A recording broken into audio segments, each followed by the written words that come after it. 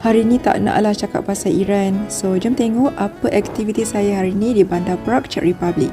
Sekarang tengah musim lavender ni kat bawah rumah, diorang tanam pokok lavender sangat wangi.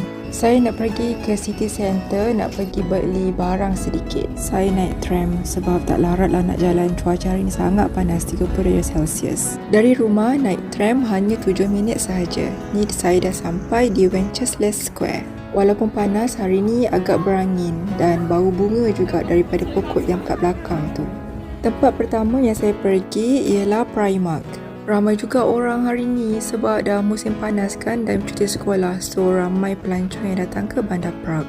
Selalu saya bagi tahu dekat orang Malaysia, kalau nak pergi melancong dekat Eropah atau negara 4 musim, better jangan pergi waktu musim panas. Sebab ini adalah peak hour, ramai pelancong, banyak demand. Jadi harga hotel, harga tiket flight semua mahal.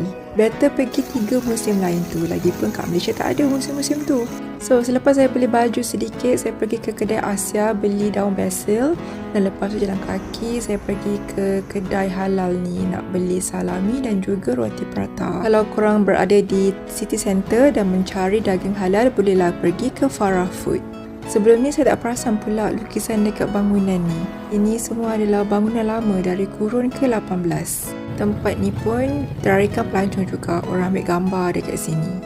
Dan saya ambil tram balik ke rumah. Ya Allah, dia punya panas kat dalam tram ni, tak ada aircon dengan bau peluh orang-orang lagi. Aduh, tak tahan saya rasa. Sampai rumah saya buat ais Milo. Wah, sedap betul dapat minum ais waktu panas macam ni. Dan waktu malam saya buat pizza dari salami yang saya beli tadi. So, itulah cerita saya hari ni. Until the next video, take care everyone. Bye.